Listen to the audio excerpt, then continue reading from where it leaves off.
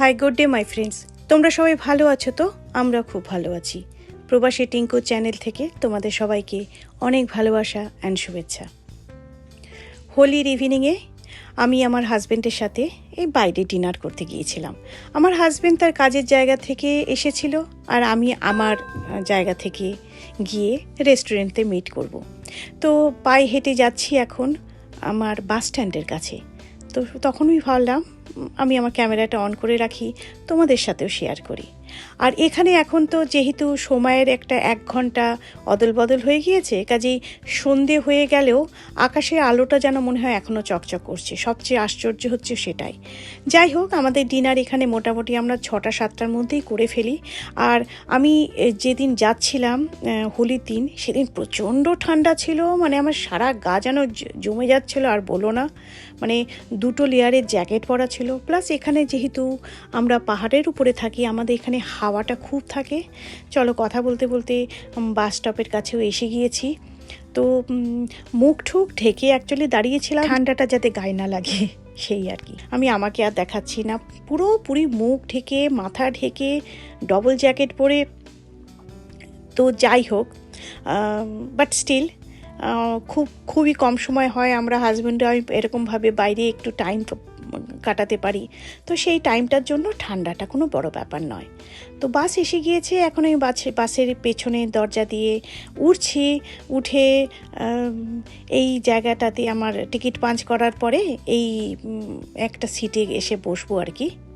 আর আমি এখান থেকে ধরে নাও যেখানে আমি খেতে যাব আমরা, সেটা কত মিনিট 10-এর বাস ট্রিপটা হবে। আমি অ্যাকচুয়ালি আমার বাড়ি থেকে এসেছি, আমার কাজ হয়ে গিয়েছিল, বাড়িতে চলে এসেছিলাম। তো বাড়ি থেকে আমি জয়েন করছি আর আমার হাজব্যান্ড তার কাজের জায়গা থেকে আসছে, যেটা কিছুক্ষণ আগে বলেছিলাম। তো এখান থেকে বাস রাইডটাই খুব কনভিনিয়েন্ট হয়ে যায়, বাড়ির সামনের থেকে বাসে উঠে আর জাস্ট 10 মিনিটের জার্নি করে আমি নেমে যেতে পারা যায়। তো দেখো, তোমাদের সাথে কথা বলতে বলতে অলমোস্ট আমি কিন্তু বাস স্টপে নেমে গিয়েছি, দেখতেই পাচ্ছ। আর আস্তে আস্তে সন্ধেটা পড়ছে, তো দেখতে খুবই ভালো লাগছে যে আমার যখনই সানরাইজ বা সানসেট হয় আমার দেখতে না খুব ভালো লাগে, মন মেজাজটা খুব ভালো লাগে। এবছর আমার আর আমার হাজব্যান্ডের হোলি সেলিব্রেশনের নামে ওই যে বিকেলবেলা চলে এলাম ডিনার করতে। ছেলে মেয়েও দূরে আছে, ওদের সাথে ফোনে দুজনকে উইশ করেছিলাম। এখানে যে হোলি সেলিব্রেশন হয় না তা কিন্তু একদম নয়। এক একটা কমিউনিটি আছে, সেখানে টিকিট কেটে তুমি যাবে, সে একটা পার্কের মতন পুরো একটা থিম ওরা তৈরি করবে, সেখানে অনেক কিছু হয়। বাট আমি এর আগের ভিডিওতে যে বলেছিলাম আমার খুব একটা ভালো লাগে না, কাজে আমি কখনোই সেই সব ফেস্টিভ্যালগুলো অ্যাটেন্ড করিনি। আদারওয়াইজ এখানে এটা হয়। এখানে ফেস্টিভ্যাল অ্যাটেন্ড করা বলতে মোস্টলি আমরা দুর্গাপুজোটাও অবভিয়াসলি অ্যাটেন্ড করি, আর আমাদের ভালোও লাগে সেটাতে যেতে, নিজেদের পুজোর ব্যাপার। আদার দ্যান দ্যাট আর কোনো কিছুতে অ্যাটেন্ড আমরা সেরকম করি না। আর যে ফেস্টিভ্যাল যার যেরকমভাবে ইচ্ছে তার সেরকমভাবে সেলিব্রেট করা উচিত। মেবি আমরা হয়তো একটু সিম্পল, একটু ঘরোয়াভাবে থাকা পছন্দ করি, সেটা একটা কারণ হতে পারে। আই থিঙ্ক আমি এসে গিয়েছি, হ্যাঁ আমি আমার রেস্টুরেন্ট কাছে এসে গিয়েছি। এই কালো বিল্ডিংটাই হচ্ছে আমার রেস্টুরেন্ট। কথা বলতে বলতে দেখো হাঁটতে হাঁটতে চলে এসেছি। বাস স্টপ থেকে বেশি দূর ছিল না, একেবারে জাস্ট 10 মিনিটের হাঁটা রাস্তা।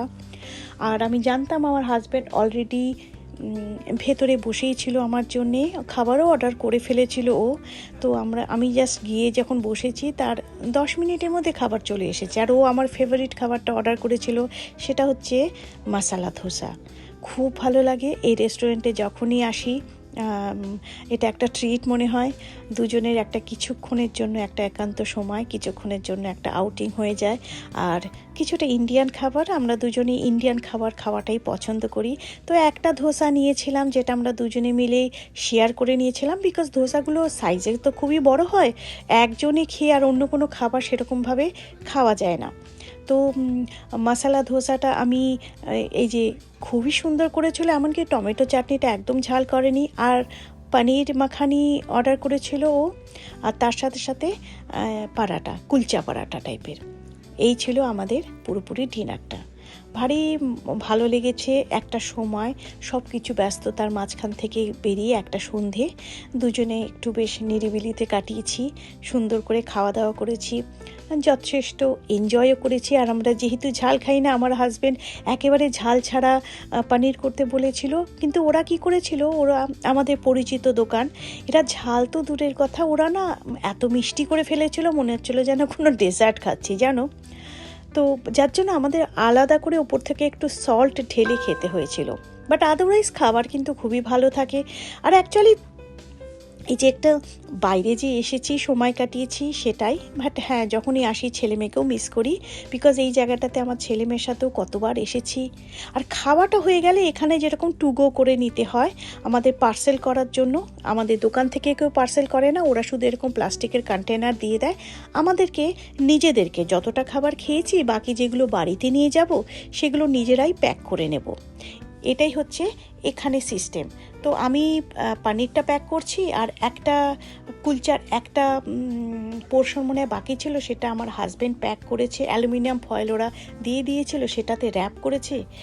আর এই অ্যালুমিনিয়াম ফয়েলে করে এই যে একটা রুটির পোর্শনটা, আর ওরা একটা প্লাস্টিক দিয়েছিল, প্লাস্টিকের মধ্যে করে আমার হাজব্যান্ড এটাতে প্যাক করে দিল। আমাদেরকে নিজেদেরকেই প্যাক করতে হয়।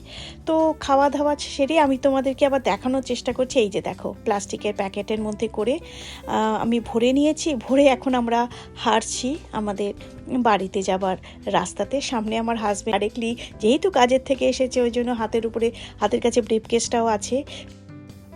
ফ্রুটসের দোকানগুলো সব বাইরে আছে, আর চতুর্দিকে লাইট আছে। আমার এই সময়টা হাঁটতে খুব ভালো লাগে। চেনা শহরটাও যেন একেবারে অচেনা মনে হয়, বিকজ যেহেতু চতুর্দিকে লাইট দিয়ে সাজানো থাকে, মানে শহরটা যেন একটা স্বপ্নপুরী মনে হয়, সেই তুমি যে শহরেই থাকো না কেন।